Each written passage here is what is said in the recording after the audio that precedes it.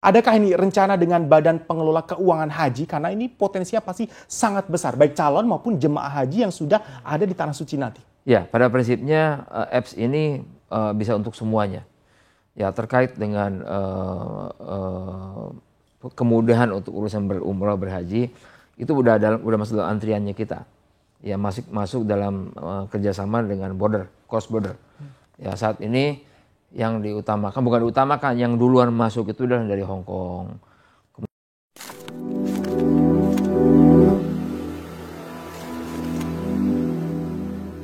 Assalamualaikum warahmatullahi wabarakatuh. Welcome back to my channel Tech TV. Kayak teman-teman, saya kemarin udah bilang masalah PayTrend Asset Management bekerja sama dengan BUMN ya. Nah, kali ini saya akan merilis sebuah berita atau membaca sebuah berita ya. Kita off the record-nya itu ngebahas tentang pengelolaan dana haji. Nah, Yusuf Mansur ini adalah salah satu orang yang ambisius dalam mengelola dana haji. Ya, bukan cuma dana haji sih, tromol masjid juga gitu ya. Di sini ada sebuah berita teman-teman dari PayTrend milik Yusuf Mansur. Ini gagal kelola dana haji. Nah, berita ini pasti muncul setelah umbar-umbar dana haji gitu ya. Tapi kita bahas ini aja langsung karena udah gagal ya.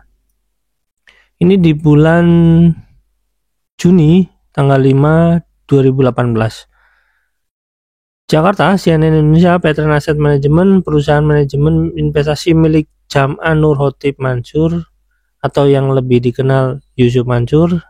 Ya, Yusuf Mansur sendiri mengaku sebagai Ucup. Rupanya gagal menjadi salah satu pengelola investasi dana haji dari Badan Pengelola Keuangan Haji (BPKH). Nah, teman-teman perlu ketahui, untungnya ini saya skip dulu beritanya. Untungnya ya pihak dari ya yang mungkin didukung Yusuf Mansur ini sekarang udah nggak mengelola dana haji gitu ya. Ini ibaratnya kayak dulu ada seorang tokoh yang dalam tanda kutip yang mengelola dana haji dekat dengan Yusuf Mansur, tapi sekarang tidak mengelola lagi. Nah, untungnya seperti itu. Nah, tapi ada kaitannya atau enggak ya kita nggak tahu. Ya, kita lanjut ke berita teman-teman. Kami diberi kabar bahwa BPKH tidak bisa memberikan dana kepada PayTrend. Saya tidak tahu apa pertimbangannya, tapi dugaan saya karena kami masih baru dan belum punya prestasi, ujar Yusuf di Bursa Efek Indonesia. Kendati begitu, Yusuf bilang BPKH memberi peluang kepada PayTrend kembali mengajukan proposal dalam 6 bulan ke depan. Ia menduga hal ini merupakan peluang bahwa nantinya PayTrend masih bisa bermitra dengan BPKH, namun lembaga perhimpunan dana haji itu ingin lebih dahulu melihat kinerja PayTrend setidaknya 6 bulan ke depan. Meski begitu, ia mengaku perusahaannya tidak berkeberatan atas keputusan BPKH sebab tujuan awal pendirian perusahaan memang lebih ingin menyasar investasi-investasi dari masyarakat kalangan menengah dan bahwa dengan nominal yang lebih kecil. Buat yang tidak masalah, buat saya tidak masalah karena saya maunya sekali-kali coba kekuatan receh bener yang Rp 100.000 memang, tapi kalau yang ikut sampai 10 juta investor kan juga jadi sesuatu celetuknya. Lebih lanjut, ia berharap literasi investasi masyarakat meningkat dengan memulai merangkul masyarakat menengah dan bawah untuk berinvestasi. Untuk literasi itu memang bidang saya kan ustadz, guru, memang senang mengajar. Dari dakwah sekarang aplikasi PayTrend juga dan saluran lain yang bisa buat orang paham, pungkasnya. Sebelumnya BPKH sempat memberi lampu hijau kepada PayTrend untuk mengelola investasi dana haji karena perusahaan itu merupakan satu-satunya manajer investasi murni syariah. Bahkan PayTrend pun juga sudah mengajukan proposal kerja sama itu ke BPKH bersama dengan 80 manajer investasi lainnya. Nah, di sini ada apa ya? Ada sebuah komentar ya, Tribun Restu. Ini saya nggak tahu ya milik Tribun atau bukan. Di sini tulisannya embel-embel pakai bawa-bawa agama, modus kelas kakap. Ya, ini udah banyak yang menyadarinya ya teman-teman. 6 tahun yang lalu itu sebenarnya para investor itu udah banyak sekali yang memahami ya. Buat teman-teman yang belum daftar PayTrend dan mau, ini ada iklan. Kita lihat lagi bahwasanya begini teman-teman. Orang-orang sebenarnya pada saat Yusuf Mansur menggebu-gebu ingin mengelola dana haji, banyak sekali di kalangan para ya kalau dalam hal ini ya analisa keuangan gitu ya. Itu sebenarnya menolak ya. Akan tetapi memang ada beberapa orang yang merasa semacam ini ya, semacam membela Yusuf Mansur habis-habisan ya. Dan contohnya seperti ini, alhamdulillah ekonomi keumat semakin kuat, menunjukkan geliatnya dengan muncul pengusaha berbasis syariah yang sesuai dengan prinsip-prinsip dasar ajaran syariat Islam.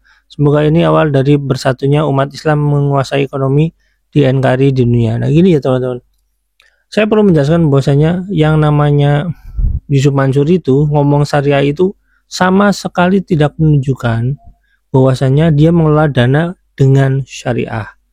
Artinya adalah ketika dia ngomong syariah tapi tidak mengelola dana dengan syariah, itu adalah sebuah, kalau kata Ustadz Tabrani itu bullshit itu ya, omong besar, bohongan yang besar itu ya. Jadi beruntungnya selain tromol masjid yang kita ya sudah komentari gitu dan kemudian terselamatkan, dana haji juga terselamatkan ya teman-teman. Nah bayangin aja, andai saja dana haji itu dikelola sama Yusuf Mansur yang mana perusahaannya sama sekali tidak kompeten atau di sana ada fraud atau apa semacamnya, dan kemudian pengelolaan dana haji ini merugi dengan nilai yang sangat tinggi, yang harus mengganti itu negara kepada ya tabungan dana haji tersebut. Ya bayangin aja, ke negara ketika mengganti rugi, masyarakat lagi lah yang dirugikan. Kenapa? Uang negara yaitu uang pajak. Karena emang kebanyakan daripada penghasilan apa ya, kalau dalam ini penghasilan negara gitu ya, pendapatan negara itu dari pajak masyarakat. Bayangin aja kalau misalkan ya kita ketahui sekarang Python Asset Management itu bangkrut. Kenapa sampai bangkrut? Pengelolaan dananya sedikit. Penyebab pengelolaan dananya sedikit itu apa? Minus kah? Atau nggak ada orang lagi yang mau berinvestasi di sana? Atau memang ya bangkrut karena ya pengelolaan dana manajer investasi Python Asset Management ini mengalami kerugian yang sangat signifikan dan masyarakat tidak lagi percaya. Nah, bayangin aja kalau misalkan aset pengelolaannya, misalkan pengelolaan aset 35 miliar tiba-tiba turun terus per tahun itu turunnya sampai 50% gitu ya. Berarti kan ya kehilangannya sangat banyak sekali, belum lagi ada deal-deal nanti di belakang bagaimana dengan orang-orang tertentu. Dan ini dana haji dari masyarakat ini memang incaran Yusuf Mansur itu, dan salah satu incaran Yusuf Mansur yang terbesar menurut saya, karena dananya ya bisa sampai ratusan triliun teman-teman.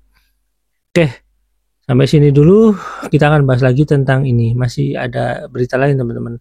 Wassalamualaikum warahmatullahi wabarakatuh. Bye. Adakah ini rencana dengan Badan Pengelola Keuangan Haji? Karena ini potensinya pasti sangat besar, baik calon maupun jemaah haji yang sudah ada di Tanah Suci nanti. Ya, pada prinsipnya apps ini bisa untuk semuanya. Ya, terkait dengan kemudahan untuk urusan berumrah berhaji itu udah masuk dalam antriannya kita. Ya, masuk dalam kerjasama dengan cross border. Ya, saat ini yang bukan diutamakan, yang duluan masuk itu udah dari Hong Kong, kemudian juga nanti Malaysia, Singapura, Taiwan dan sebagainya. Nah, untuk yang ke Timur Tengah ini memang kita masih belum menemukan, sudah ada sih partner yang cocoknya, tapi belum masuk ke sana. Kita selesaikan dulu yang lain. Ini terkait dengan program remitansi yang mau kita galakkan di tahun ini juga, remitansi, karena pada intinya kan teman-teman di luar yang bekerja luar kan perlu percepatan untuk mengirim dana. Selama ini mereka kalau ngirim dana gelondongan. Ya. Jadi misalnya gelombang menengah diterima Indonesia harus diambil semuanya. Dan makan waktu. Dan itu cepat habis.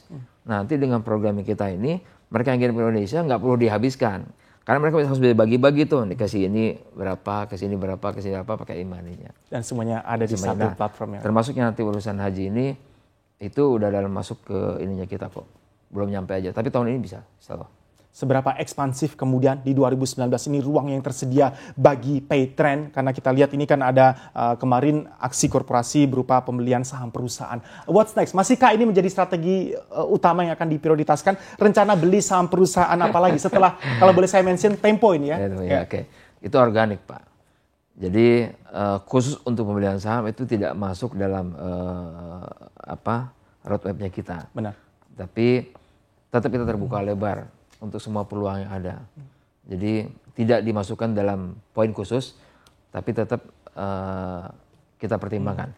Selama ini sampai saat ini belum ada lagi rencana yang serupa seperti itu. Baik, untuk rencana jadi sistem pembayaran buat jemaah-jemaah yang ada di Mekah tadi, seperti apa sejauh ini fase yang sudah dilalui dan ada di tahap mana? Kita baru sampai ke fase mencari partner, karena gini, secara teknologi belum kita bisa difinalkan juga tahun belum ini bisa. ya? Oh, insya Allah sih di akhir tahun.